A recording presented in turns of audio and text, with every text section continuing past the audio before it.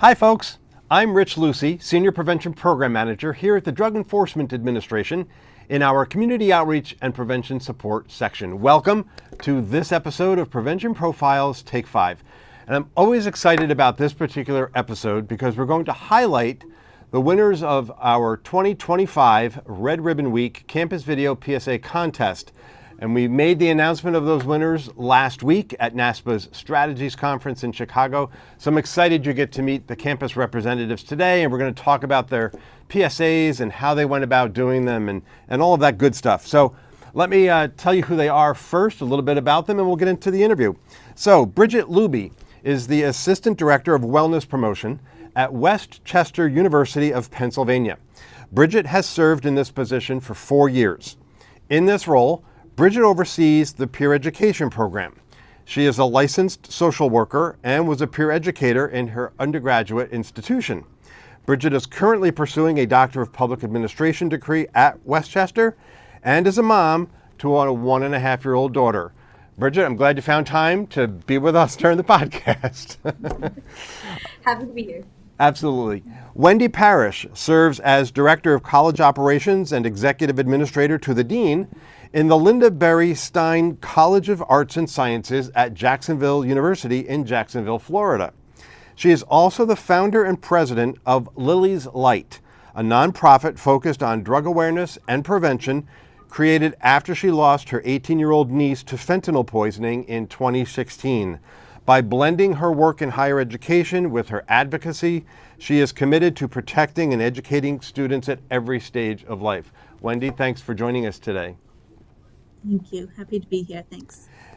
And Ethan Banzon is the Alcohol Management Program Coordinator at Dartmouth College. He earned his Bachelor of Science in Behavioral Neuroscience from Centre College in 2025, where he assisted in research examining the impact of alcohol on brain function and gut microbiology. His academic and professional interests center on substance misuse prevention, education, and student well-being. During his undergraduate years, Ethan led his college to a second-place finish in the Red Ribbon Week Campus Video PSA Contest. That was just 2 years ago. Ethan, welcome to the podcast. Thank you. And I should mention that Bridget also led her campus to a third-place finish, right? Third place 2 years ago. It was in the same competition. So it was great to see, you had that 1 year cooling off period. And you both came back. Ethan, I know you were in a different role in submitting this year. So we'll get into all that in just a little bit. But again, welcome all three of you to this episode. Really excited to have you here. Really excited to be here as well. Thank you. So we're going to start with each of you telling us a little bit about your campus. So Bridget, tell us a little bit about West Chester University. Sure. So West Chester University is located in Pennsylvania, kind of right outside of Philly, not New York. And we are a campus about 17,000 students. And so our team functions out of Wellness Promotion, which is within the Student Affairs Division. And we have a team of about 25 students that work for us. We have 10 peer educators, and those peer educators are really the ones that create this PSA. That's quite a large group of students. Yep. You're really fortunate to have that. Growing every year. That's great. So I would say 3 out of the 4 of us are in cold climates right now. That does not pertain to Jacksonville University, right? Wendy, why don't you tell us a little bit about Jacksonville University? Yes. Well, we think it's cold right now. It's about 50 and we're all freezing. So, but yeah, so I'm at Jacksonville University, which is a premier private institution in the Northeast Florida area. It's named one of America's top 500 colleges by Forbes. Jacksonville University stands out for its beautiful, unique campus that's right on the riverfront and close to the beaches. It was founded in 1934, and it offers in-demand majors and minors and programs that include nursing and law and business, marine science, fine arts, aviation, and a lot more. So we have about 4,000 undergrad and graduate students, and there's a low professor to student ratio. Mm. So we're able to offer like big school opportunities with a small school feel, and offer unique experiences like doing this competition. I have a niece going to school down in the Miami area, and I always wonder, if the beach is, the attraction that you're, trying to keep students on campus to go to classes. I imagine that's a little bit of a diversion. Yeah, it's kind of nice. For the most part, we don't have classes on Fridays, so it kind of gives the students an opportunity to get off campus a little bit. But we also have a very nice resort-style pool here, so they all kind of like hanging out here on campus too. Nice. So, Ethan, tell us a little bit about Dartmouth. So, hi everyone, and my name is Ethan. I'm the Alcohol Management Program Coordinator at Dartmouth College. I actually started here in September, so I'm still learning a little bit more about the campus. But overall, Dartmouth is has about 4,500 undergrad students and around 1,500 grad students. I'm currently working in the Student Wellness Center, and Dartmouth has put a lot of emphasis on its importance with the student well-being. Outdoor events, like outdoorsy stuff, is such a big thing here at New Hampshire. I mean, right now it's cold, so a lot of people are skiing, ice skating, because there's a lot of mountains around the New Hampshire area, which is in the area is called Hanover. So there's a lot of things like that going on. Um, Again, yeah, they put a lot of emphasis on student well-being, mental health well-being, and that's something that kind of like really gravitated me towards this position. Great. Well, thanks for sharing information about each of your schools with us. We're going to get into our next question about why you decided to enter the contest this year, and I'm going to start with the newbie to the contest, if you will, Wendy, since the other two have entered before, and I think they'll have a different perspective. So, Wendy, tell me a little bit about why you decided to enter the contest this year. Sure. Well, and you guys have given me like that little nudge now that I want to be coming back for a second time as well. So, but you kind of touched on it earlier, Rich, that I lost my niece at 18 years old to fentanyl poisoning, Mm-hmm. and working in higher ed, I just felt like I needed to somehow turn my pain into purpose Mm-hmm. and help the students that I saw around me. I took that to JU, and they were fully supportive. They're very proactive. They put the health and wellness of their students at top priority. And they've really just given me the green light to educate and bring awareness to them.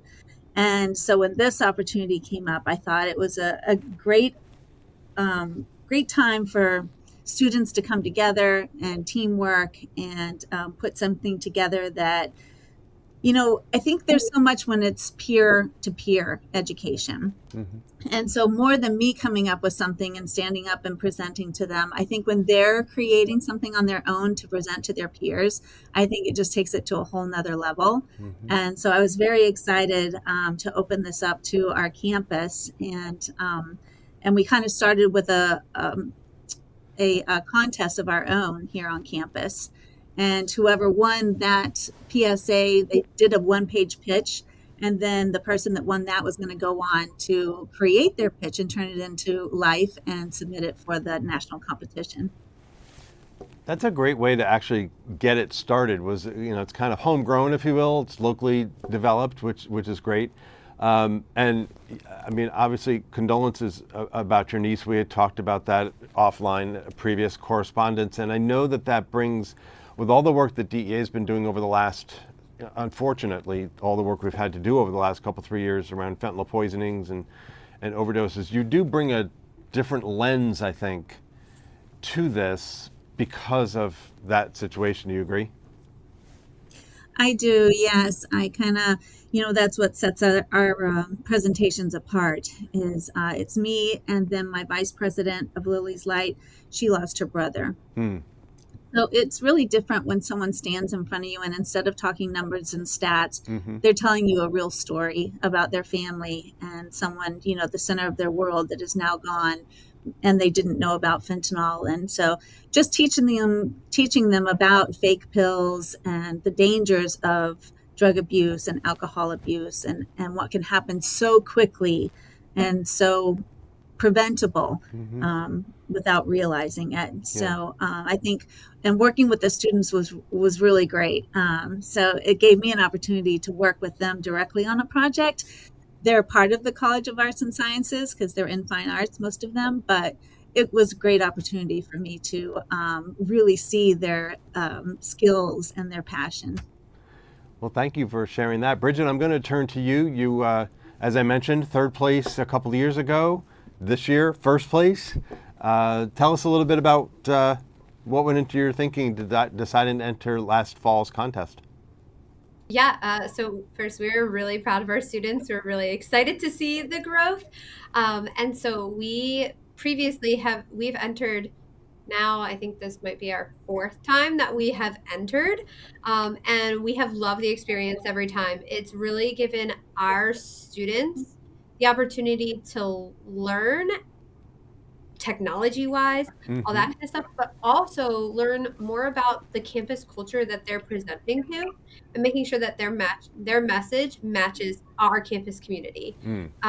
And they've also learned how to translate this information and this education into a consumable format that students will actually take the time to sit and watch and maybe take away a message.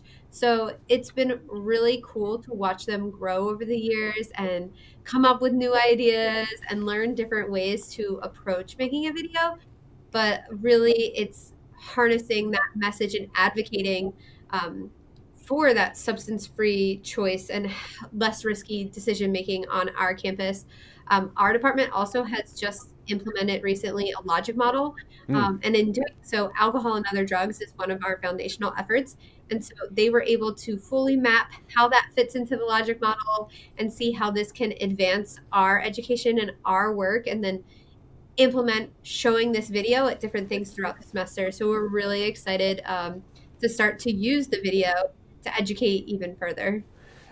And Bridget, if I heard correctly, have you had students involved over the 4 years that the four different times that you've entered? Have you had certain students who've been involved in the process that whole time?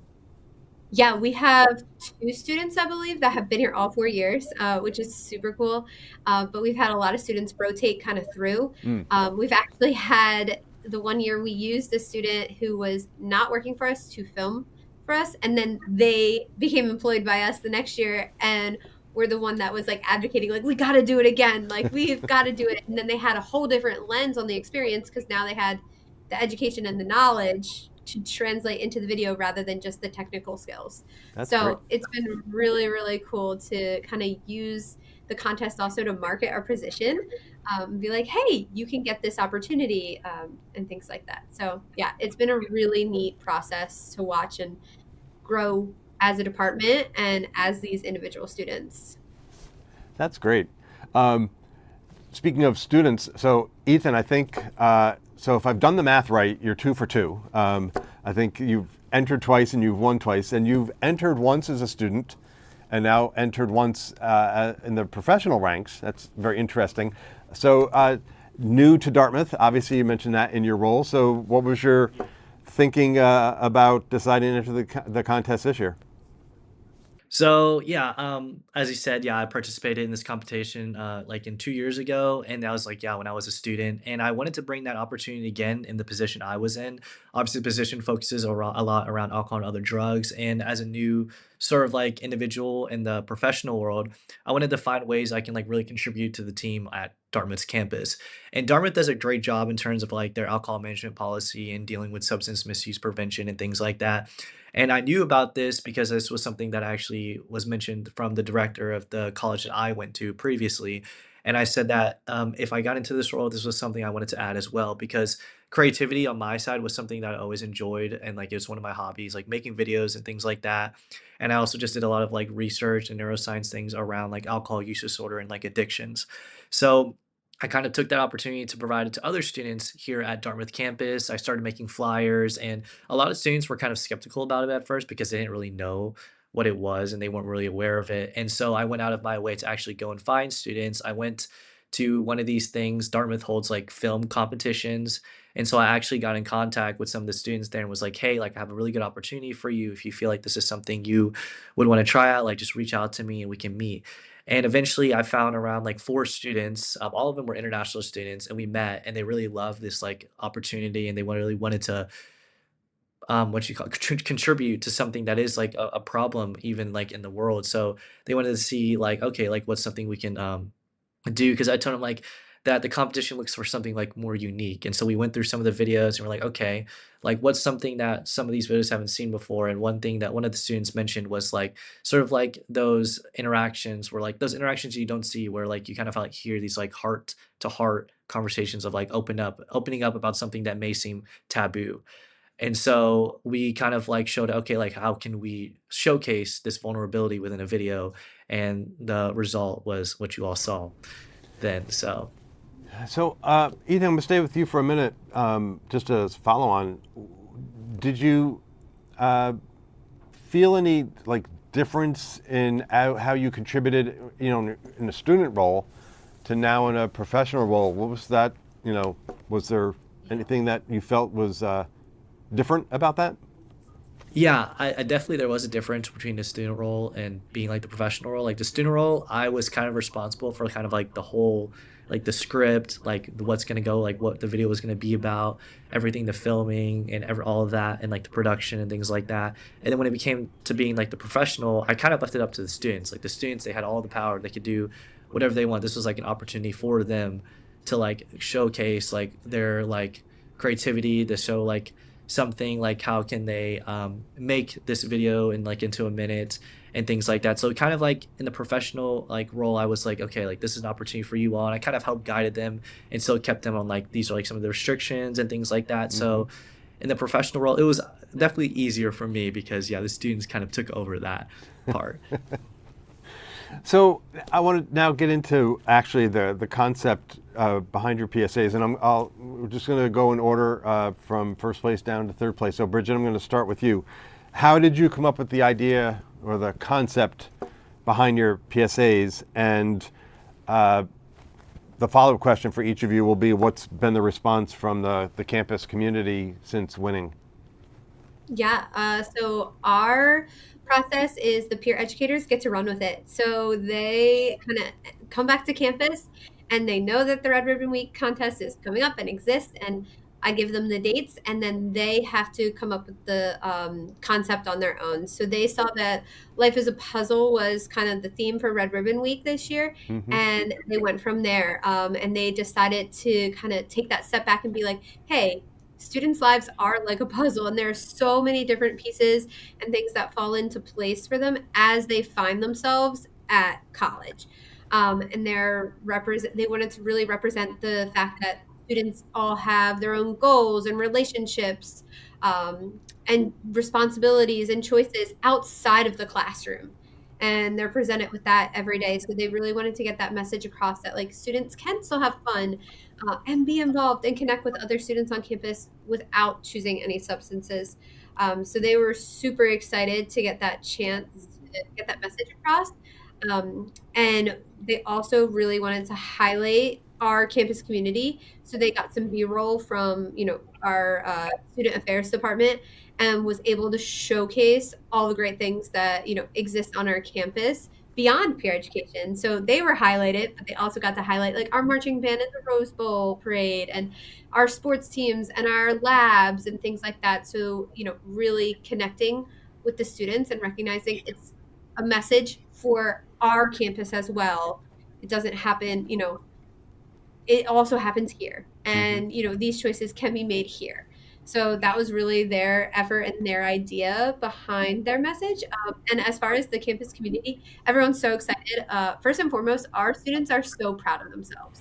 And that, I think, is one of the biggest benefits to see, is just all that work and all that effort and all that time that they put in. Like, they now can go forward and be like so proud of themselves and have that forever. So bringing that plaque home was really exciting, and they hung it right up in their room, and they're ready to share it with the rest of the world. And now we just submit it to like send it out through all the newsletters on campus. So we're really excited to hear what the rest of campus thinks of their award. I could tell from actually all three of you last week when we were presenting the awards at the conference, it was just great. As I said during my remarks, it is a highlight of the year for me. It's just, it's just one of the fun things that we get to do, obviously, and the energy that I pick up from from all three campuses is just great. So I definitely felt that among the peer educators when they were coming up to get their award. So that was a lot of fun.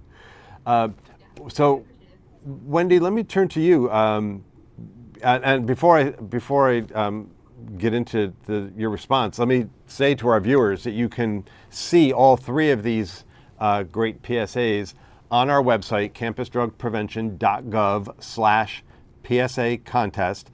For right now, for a bit, it'll be on the home page, front and center.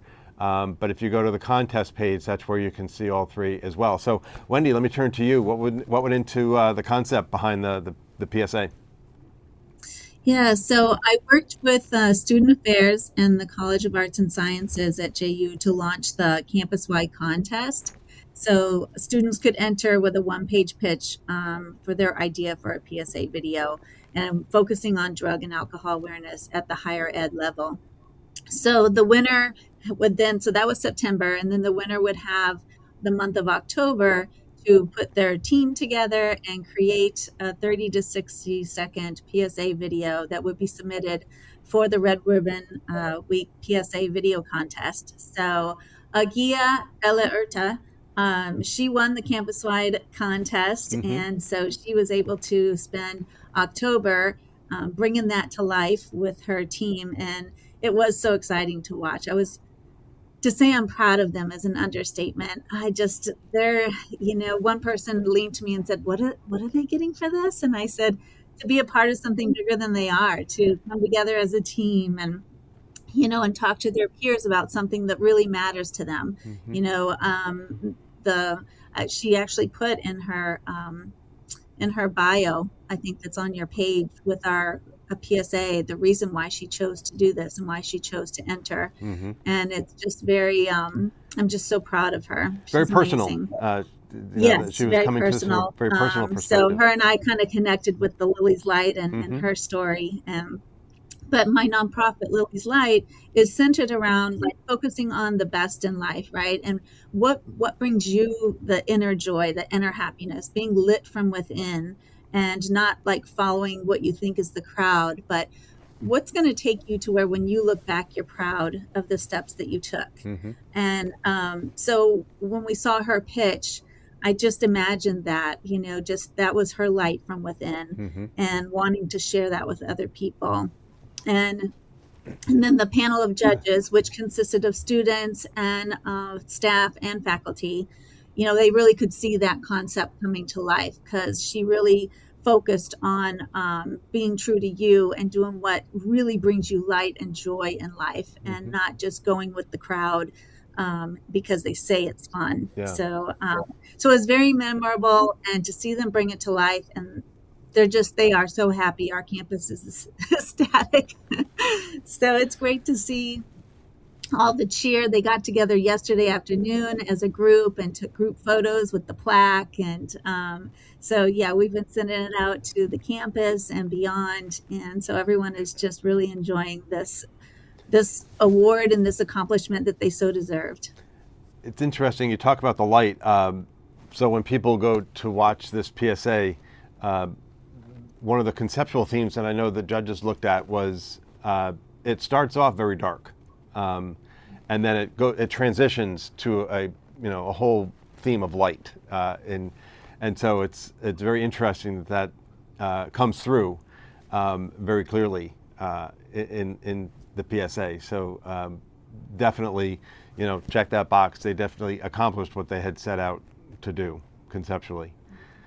I was so proud of them. They worked so hard. Just the day of filming alone was over 12 hours. Yeah. But that didn't include the choreography and the setup and the editing. And so very, very proud of our students. Yeah. Well, for a 60-second PSA, I guess that would be about right. People think you take about 5 minutes and shoot it, right? No, there's a lot more that goes into it than that.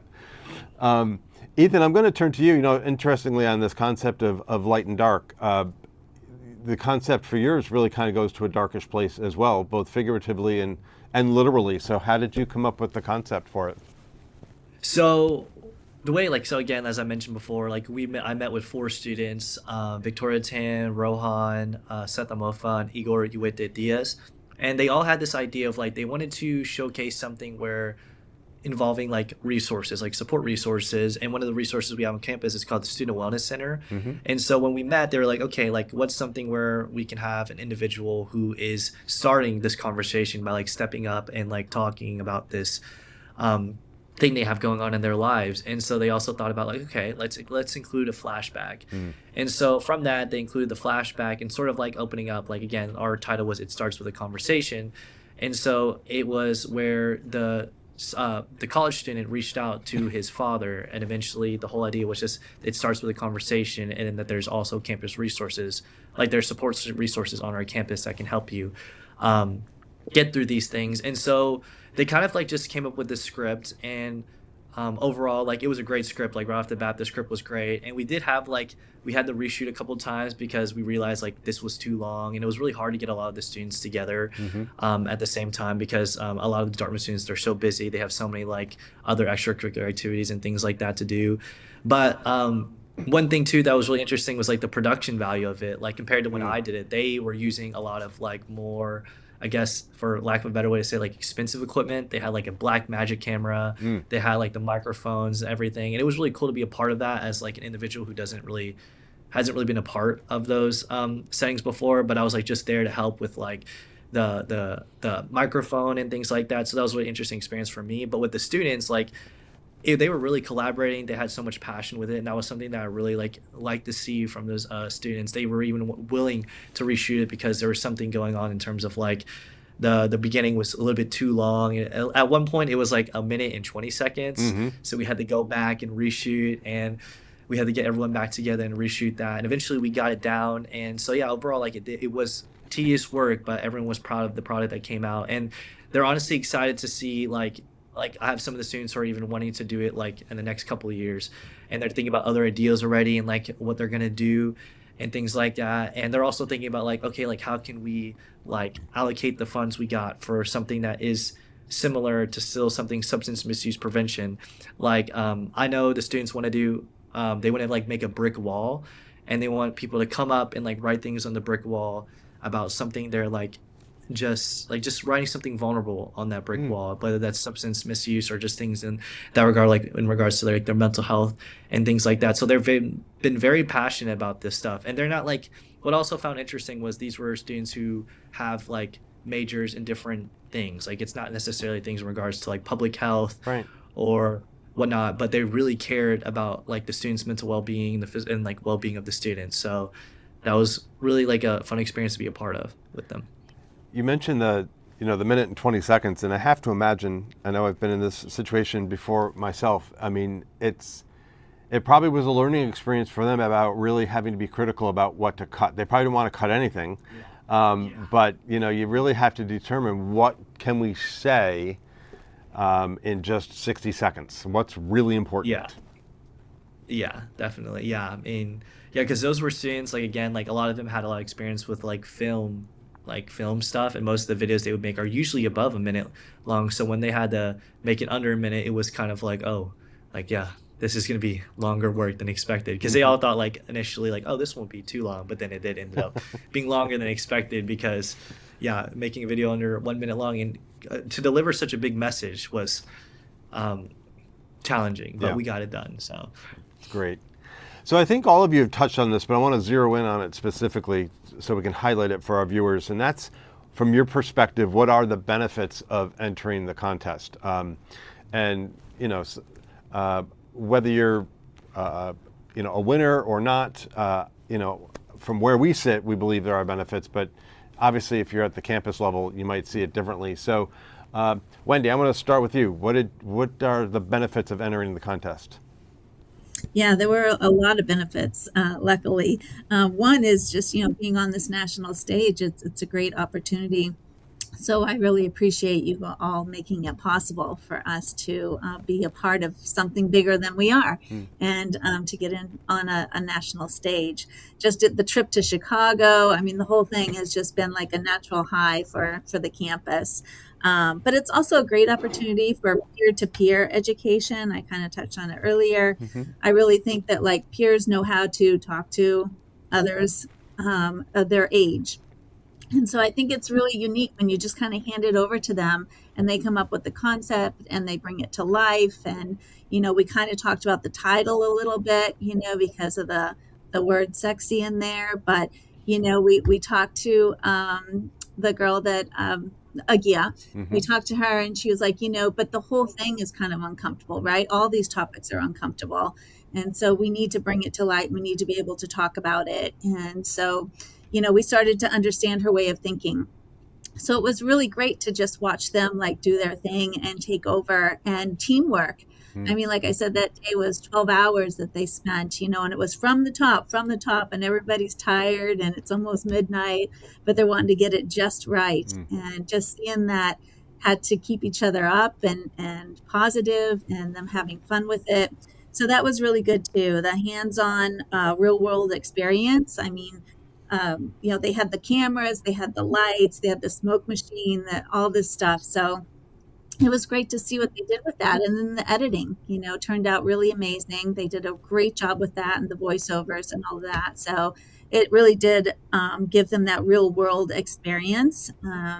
And then, the proactive campus safety, right? I was saying how JU is very proactive and supports, the mission to make sure that they have all the knowledge they need to stay safe. And, we do supply Narcan here because we want them to have the resources and the tools to stay safe. We're very proactive. So, again, it's helping to put that message out there. And so we're excited to just keep expanding this and showing it to more people now that it's been made public. Absolutely. Bridget, I want to turn to you because you mentioned earlier that you've entered 4 different times. So I don't know if benefits change, but what do you see as the benefits of entering the contest? Yeah, I think it's a truly beneficial experience, and I can talk from, not being a winner and being a winner and seeing that benefit in both lights. It's such a good experience for our students, and what we really found this time around was that it was a really good way to highlight like that gain frame approach and recognize like not the, oh, you're missing out on this or that because you're not drinking. It's like, what are you missing out on if you choose that path for you? And kind of being like, what can you add to your experience by not choosing substances? And like, how are you making your college experience better for yourself? And so they were, really excited to get the chance to have the ability to share that message. In a lot of our efforts, you have to really focus on education and definitions and things like that. So this was this really fun, creative way to still do prevention work and do harm reduction and get a message across, but have, such a good time doing it and having this meaningful message. So that's definitely a benefit. And, as a winner, we got the experience to present at NASPA in Chicago, which was super, super cool for our students, and something that they were so excited for. And so, like, again, I keep mentioning this pride, but you can just see it on all their faces. Like, they are walking around campus beaming. When we like got the announcement that we were the winners, the one student was like screaming in her residence hall. Like, all these other students found out that way because the students' reaction. So it is just amazing to see. And then it gives them that greater connection to our work, but also our university, that they're able to bring that further. And now they're connecting with, some higher ups on campus that are acknowledging the win, and recognizing, their role that they had here. So it's really cool that way. And then again, that technical skills that they learn from it, like they just get so many real world applicable skills that they can now add to their resume, and move forward and use in the future. It's such a great opportunity to get those kind of skills, which they may not have had in the classroom or in our other work. Last thing I'll say is this also inspired us to do a longer form video. So we actually collaborated with our state system. So we are a state school, and so we have PASHI, which is the Pennsylvania state system. And the Alcohol and Other Drug Coalition, created a long form video to talk about students' experience with alcohol and other drugs. And talking about that gain frame approach. So it's super cool to have this experience doing such a short video and being like, wow, videos are a really good way to connect with our campus, show them at a nice little event, and then disseminate further. Because it's not like we have to have a whole presentation. You just share the video out and it can be spread so widely. Mm-hmm.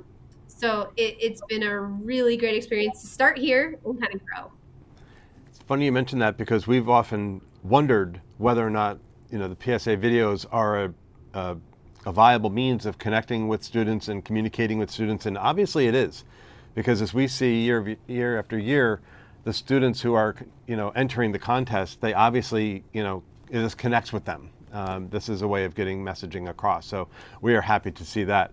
And I still have visions in my head of the students screaming in the residence hall. And that's how everybody else on campus found out about it. So that's great. So Ethan, when I turn to you, I almost feel like, and maybe this was the case, maybe not, but I mentioned earlier, you were a student when you had won second place a couple years ago. So was this like a sell job you had to do at Dartmouth in terms of selling the benefits of entering the contest?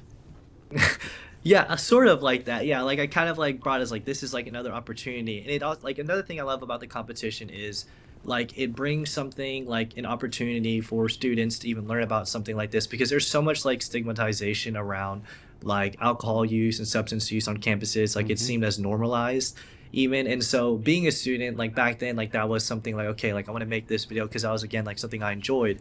And then when I went to Dartmouth's campus, like I wanted to bring this opportunity again for students. And so some of the students, they came together, and yeah, like one thing that I do feel like as well, being a new professional in this role, like being new to this role, was it actually allowed me to have like that sort of collaboration with the students. Like that was something I really enjoyed. Like I was there, stayed up late with them doing the recordings and things like that, and I really got to know them on a personal level. And so and they even got to know each other on a personal level, and they're actually even hanging out to this day outside of the video and things like that. So that was something that I really enjoyed. Like it really brought us together and brought me to be more open when it comes to talking to students as a new professional in this role. Again, I second what Wendy and Bridget said. They said so many great things in regards to like what this competition does for students. And another thing too is like, yeah, like videos. I think videos are great, and I think they're a really great way and a creative way to express something in a different way. And that being said, like Dartmouth is also incorporating more videos as well. Within Dartmouth's campus, we have bartenders, sometimes student bartenders who are within the events that we have. And one thing that we're now trying to implement is videos that the students that I worked with to create for our training session. So now we're getting into more videos because we do see the impact that videos have on students. So yeah, there's just so many things that I felt was very beneficial to this competition. And again, like, yeah, as you mentioned, like that was something that I did tell when I was being interviewed for this job, like this is like a good opportunity that I could bring to Dartmouth's campus. And so, yeah. Well, I appreciate you sharing all of you sharing from your perspective the benefits of entering the contest. And so I come to our final question, which is more or less categorized as, the takeaway or the advice question, if you will. So, Bridget, I'm going to start with you. So what advice can you provide for our viewers who are working on their entry for this year's contest or are even just thinking about entering the contest? And yeah, I didn't bury the lead there. DEA and our partner SAMHSA, we are intending to do an 11th annual contest this fall. So it's never too early. It's always too late to be thinking about it, but it's never too early. So Bridget, let me turn to you first. What advice do you have for our viewers? Yeah, don't be afraid to try and do it and figure out what works for your campus and allow the students to run the message. They are the ones that know what is going on in students' brains, what's going on campus, and give them that opportunity to shine. Like they can surprise you. Definitely, keep them accountable. Deadlines are very important. And we've learned that over the past 4 years. Certain years we've gotten things done very quickly, certain years not so much. So, really focusing on that, but just taking that opportunity and taking that chance. Don't be like, oh, we're not going to be able to figure it out. We have not had many tech friendly and video friendly friends in our team, and really have had to learn, and we're really nervous about that in the beginning, and that almost stopped us. But don't be scared, and just take it on and figure it out as you go, even if you have to watch a million YouTube tutorials to get there. Just take the opportunity to try, because even if you end up not submitting, your students can learn things along the way, and that education can still get out there and exist. That's great advice. Thank you for sharing that from your perspective. Wendy, let me turn to you. What advice do you have for our viewers? Yeah, what Bridget said is great, and I agree. Just be authentic, lead with purpose, find a message that really resonates with you. I think that's what really drove Agia and really, wanted her to put so much of her heart and soul into this project, as you could tell it was meaningful to her. And so I think find something that really resonates with you. And then, just think about, if you were telling a story to your peer, how would you want to tell it? Mm-hmm. So again, like Bridget said, let the students run with it. They're amazing. They have the talent, they have the skill, and just give them that stage, and they'll do great. That's excellent. I like that I a will lot. say too that we learned last year. So the deadlines we did learn. So we were going to submit last year, and it wound up being a little bit late. And it was editing and everything like that. So we learned, right? So this is our second time entering, but first time being eligible. So deadlines are very important. Hold them accountable, but let them run with it. Yeah. You can always learn from an experience, whether it's positive or not. You can always learn. Mm-hmm. So That's thank right. you for We're that. back. Ethan, what about you? What advice do you Yeah, have? I definitely second what they've been saying, like hold them accountable with the deadlines and everything. I remember like the very first time we met, I was like, guys, like this is what we need to do. Like we'll do a first rough draft video, then we'll go over it, second rough draft video, script and things like that. So yeah, I definitely do think, because I do remember, I think that I submitted it like literally like probably the day before, because like they were still editing and things like that. And so yeah, definitely holding them accountable and having deadlines, and yeah, giving the students the power to really just go out there. And like honestly, another thing too is I think really putting this competition out there and talking to students who may be like interested in terms of like content creation or just film and media and like public health and things, because there are some students who are sometimes like they're afraid to put themselves out there and like try to do something like this. And so some of the students that I was with, like I kind of like this is a good opportunity, like encouraged them to really like come in and participate and see if they like it or not, and see if that's something they want to do. So really just like advertising this opportunity for students, I think that was a really good thing, and something that I was really like on about was like, okay, like let's go to students, let's see these other like video competitions going on campus, and invite other students who may be interested in this opportunity, something different from what they may be used to. So that's another piece of advice I would offer, is like really get out there and like try to like get students who even have that like sort of passion when it comes to like making videos, because that's something that like you can do in a variety of different subjects, but a lot of students are just they haven't had that opportunity yet to like make a video. So I think that's something that I really appreciate about this competition as well, is because it seems like it's bigger than like it being a national competition, it being for a bigger purpose. I think that was something that also really like attracted students towards it. So yeah. That's great. Something I heard in actually all three of you in your advice about purpose and intention and such is last week at the conference, in so many sessions I was in, the concept of, what is your why came up a lot. And I think that that's another thing that, can resonate throughout the PSAs is, why are you entering it in the first place? But the messaging, what is the why? What is the message that you're looking to get across? And obviously, the judges felt that was crystal clear with all three of your PSAs, and so you are to be congratulated on that in a big way. Again, I want to thank all three of you for joining me today on this episode of Prevention Profiles Take 5. Again, congratulations. As I didn't mention on the podcast, but you can find out all this information on the webpage with the contest, campusdrugprevention.gov/PSA contest. So there are cash prizes that went along with not only the recognition plaques that they each received. So for first place, West Chester University received $5,000. Jacksonville University received $3,000 for second place, and Dartmouth College received $1,000 for being in third place. And so, I know that it's not a tremendous amount of money, but I also know that for some schools, especially in the prevention space, that can be a lot of money that can go a long way towards, just certain initiatives and efforts that you're looking to do on your campuses. So we look forward to hearing continuing great things that's going on in your campus. And again, to our viewers, it's never too early to be thinking about it. A little bit of an inside secret. Usually DEA will issue the save the dates around mid-August or so. And then the contest itself typically opens in mid-September and is open for about 8 weeks from there. So you're looking at early to mid-November. So that right there has given you a little bit of a step ahead of everybody else who's watching this podcast. So again, Bridget and Wendy and Ethan, thank you so much for joining us today on this episode of the podcast. And to our viewers, thank you for tuning in. Again, go check out the PSAs on the contest page, and you can watch all previous episodes of the Prevention Profiles Take 5 series on our website as well. With that, I'm going to say thank you. Have a great day.